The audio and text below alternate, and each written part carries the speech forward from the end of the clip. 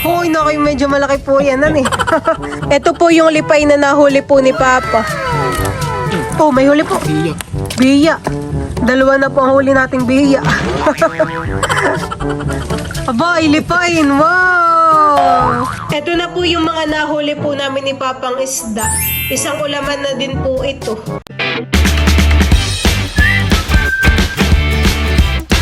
What's up mga kamilot? Welcome back sa aking channel. So for today's vlog po ay mamimiwas po kami ngayon ni Papa ng isda sa ilog. Kami po ngayon ni Papa ipapunta na po sa ilog. At kami po muna ay maninima ng hipon, pamain. At dito po sa palayanan ay mga ano na po na makina na. Ayan po. Mainit po ngayon ng panahon.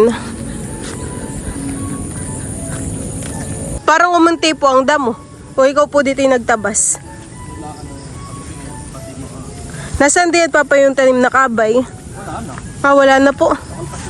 Pati po yung papaya na tumba na. Bayan po yung dalawa naming alagang baka. Si Papa po ay diyan maniniman ng hipon sa may sasahan. Sayang, natumba lang po itong papaya. Pupunta na po tayo dito papasok.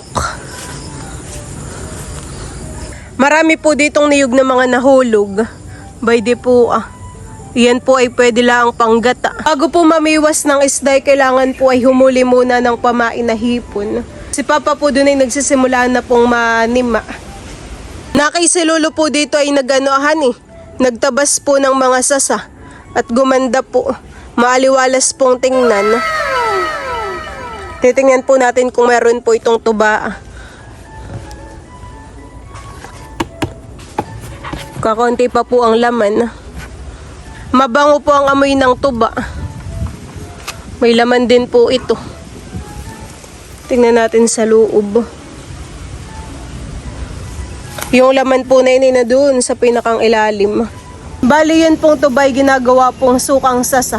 Yun po ay masarap ilalagay sa mga niluluto. Tulad po sa paksiw, yun din po yung masarap sa usawan.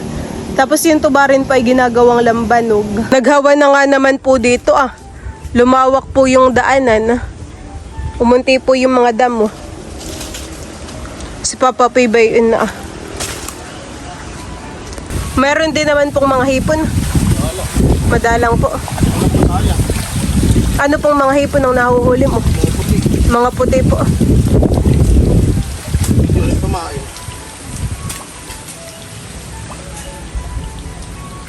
Doon po ni Papa nilalagay yung mga hipon sa bayainan.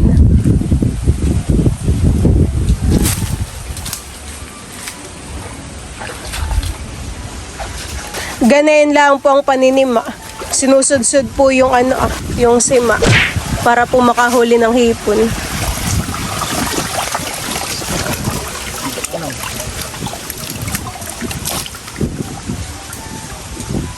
Malayak po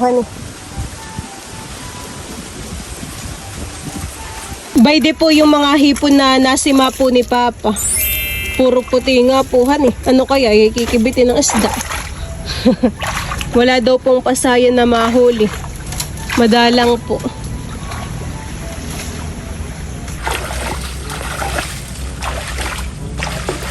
Makibit po ang mga isda kapag po ang pamain ay hipon.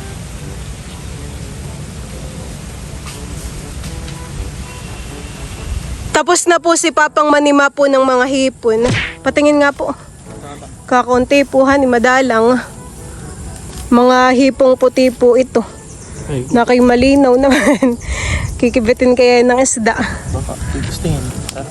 Tara po. Hindi ka manlanang hinod. Kami po ni Papay lagi ditong nakikidahan kaladyod. Bayuhin po yung kalabaw. Tapos ay meron pong mga manok sa palayan.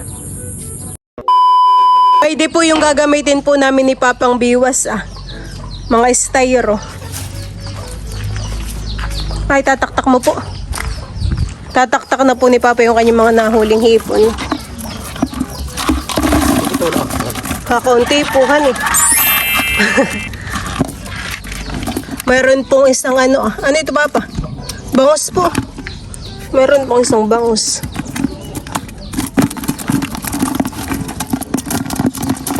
Yung iba naman pong hipon ay malalaki din, han eh. Ganito po yung hipong sipitan. Ito po yung hipong pasayan. Madalang po yung ganito. Ata.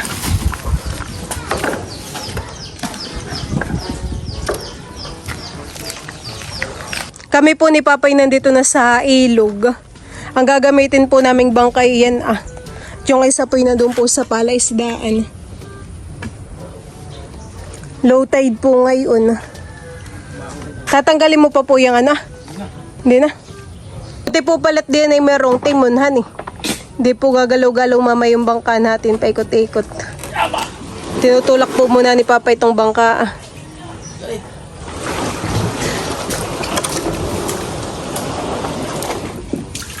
Bigat.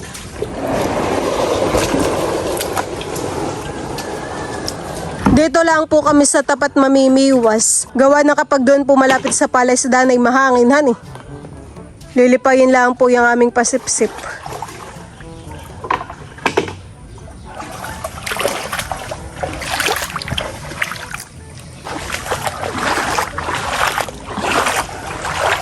Malinaw po ngayon ng tubig, han eh. Kapag umulan po mamaya na ilalabo. Si Papa po ay namamangka na. Dito lang po baga tayo Nakay dito yung maraming bangka. Papamain naman natin kulay puti. Aninaw po agad ng isdahan eh. Ay nga kumaaninaw, yun na hindi... Ako hindi kinikip. Dapat po yung kulay itim, han eh. Kapag puti na kilalampasan laang.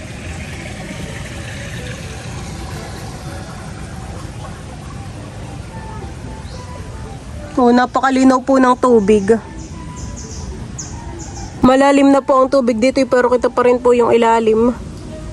Kaya ka galing?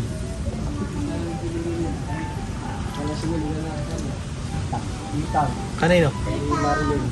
Bueno, may isda. Aninaw. Kapasipsip kayo kaya? Aninaw ang isda. Ilagay ko na po itong timon para ito pong aming bangkay hindi malikot.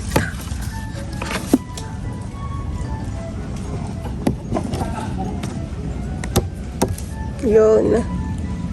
Dapat po ay hindi maingay kapag po nagpapasipsip. Dapat po yung tubig ay hindi natatabugawan eh. Magsisialisan po yung mga isda. Naglalagay na po si Papa ng mga pamain. Buti po dito at hindi mahangin. Gawa ng dito po yung mapunoy. Tsaka kubli. Kubli po. Ay doon naman po sa may palaisdaan ay talagang malawakan eh. Open po doon.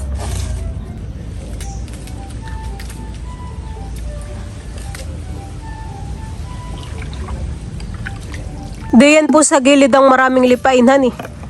Diyan po maraming kumikibit na lipain. Nilalagyan na rin po diyan ni Papa ng mga styro. Nibit na raw po yung isa. Kukunin na po ni Papa. Sana hindi nakawala. Ano kayang huli na yan? Baka muong. Nakalpas. Nakalpas po.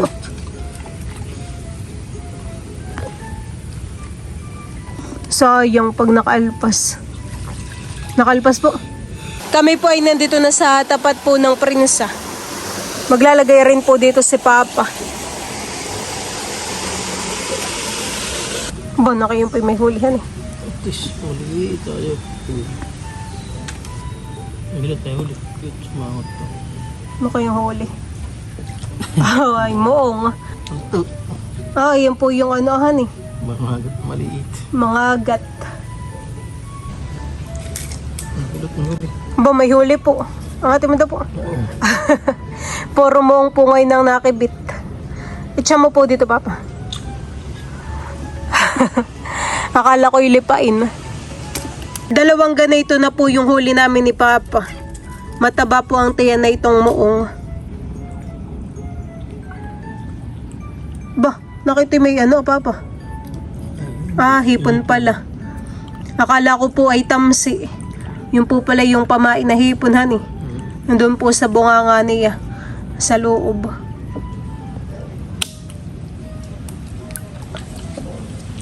Akala ko po yung puno lang ang natutumba. Ay pati rin po pala yung sasahan eh. Oo. Ito ah. Baka gawa ng kakaunti na po yung lupa. Hindi na po kinaya. Laki pa naman po na yung puno ng sasa. Wala po tayo ditong hulihan eh. Madalang. Ang mga nandito po ay mga singkag. Yun po yung mga maliliit na isda. Pinibit po yan, honey. Nagpaikot-ikot po kanina.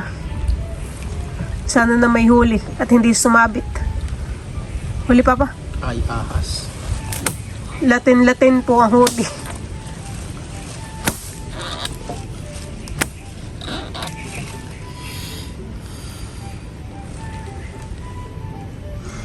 Mahirap na po bagayin tanggalan ng ano ah. Pinutol na lang po ni Papa yung tamsi at mahirap pong tanggalin yung biwas na yun. Alin pa kinibit? Nasa gitna.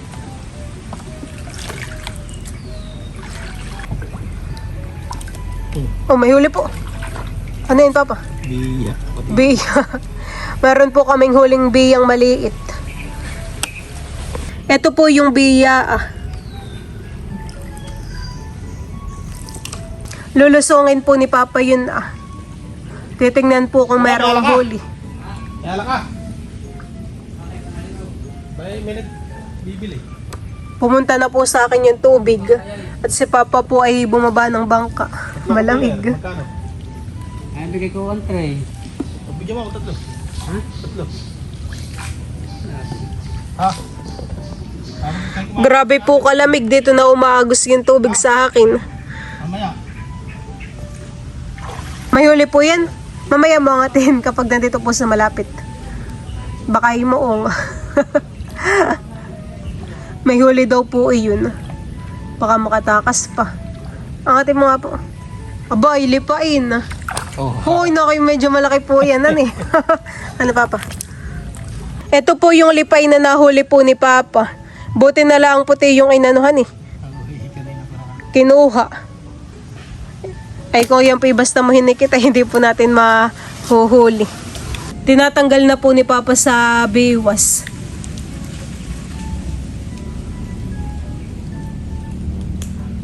Doon po talaga yung maraming nahuhuling ganayan, honey. Diyan po sa tapat ng malaking puno. Malalim minuto yun. Malalim po yun. Sa kabul.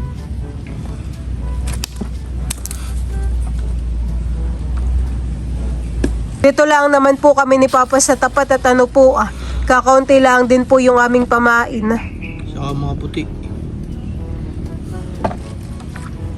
Parang may time po na maraming nahuhuling ano ahan eh. Sipitan na hipon. Katulad po nung tayo na gana, nagpain. Hindi, paano patay na lima din na yun? Oo. Ano ko palit na lima? Tapos ay meron pong time na puro pasaya naman ang nahuhulihan eh. Tapos ay ngayon po ay ano ah, hipong puti.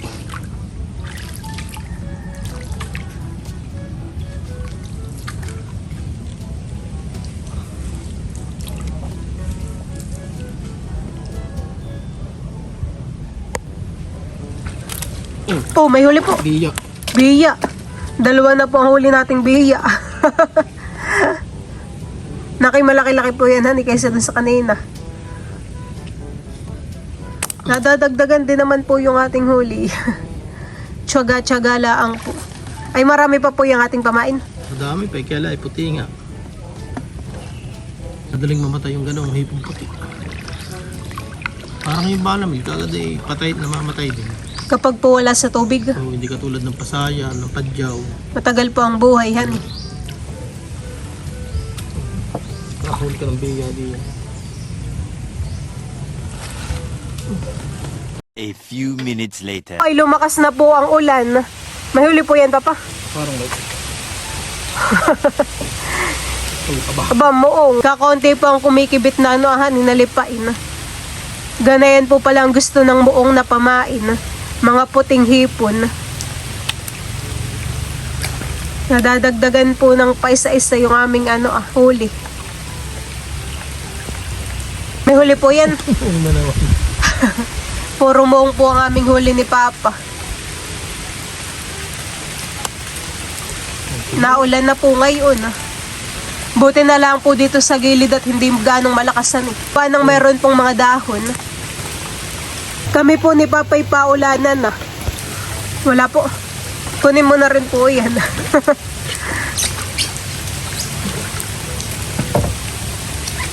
E di lalabo po ngayon ng tubig, han.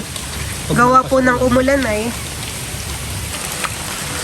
Kinukuha na po ni Papa ngayon yung mga styro.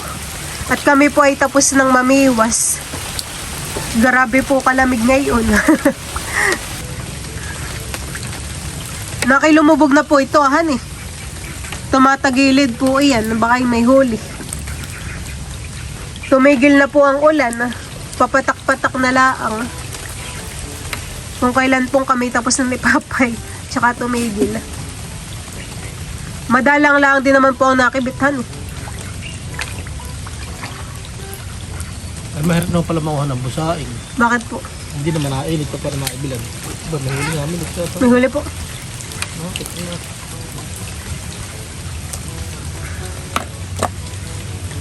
Aba, ilipain! Wow! 3 na po yung huli nating lipain, han eh. Kaya lang hindi kalakihan. Saktong size lang po. Kapag sa dagat pa yung mga ganun, malalaki puhan eh. Baw. Pero pag dito po sa ilog ay yung mga saktong pangulam laang. Sa dagat ay yung mga pambenta po talagahan sa palengke. Baka po makalpas pa. Ay, mga agat. Akala ko yung malaking isda at mabigat. Ayun pala yung nakasangat. Ito po yung mga gata.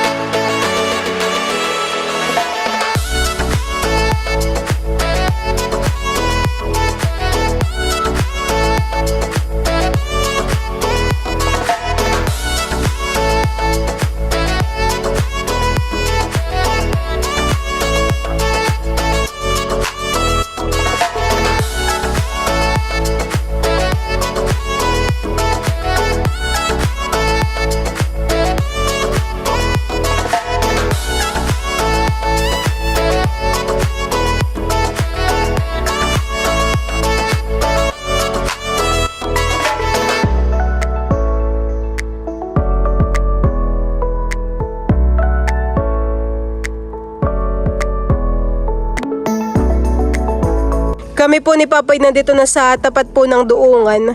Kami po'y tapos ng mamiwas. Meron din naman po tayong hulihan eh. Tayo naman po'y diyan lang sa tapat Di na po kami lumayo. Sinisilid na po ni Papa. Ayun po nga, sasama mo. Abo, marami din. Saglit lang din naman po tayo, han eh. Diyan lang tayo sa tapat ay ho. Marami din po. Oo nga, sabay ba na yung ito? Tapos po may mga hipon pa din. Palalim po ngayon ng tubig. Kanina po hibas na hibas dito ay nagkakatubig na.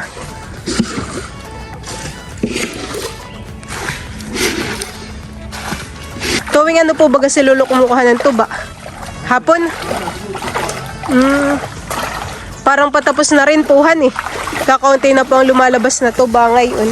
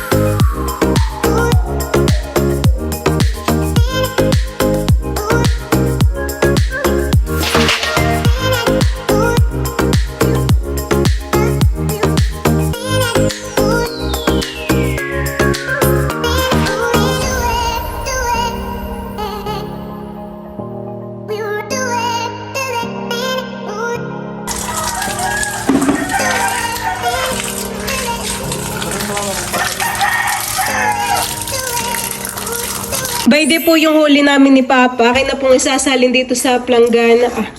Ito po ay may kasama pang hipon. Ayan. Bay, marami-rami din po. Sakto lang pong pang-ulam. Ito na po yung mga nahuli po namin ni Papang isda. Isang ulaman na din po ito. Ayan, meron po ditong biya, meron pong lipain, tapos po ay meron ding muong. Tapos ay may isa pong bangus na maliit. Ayan po.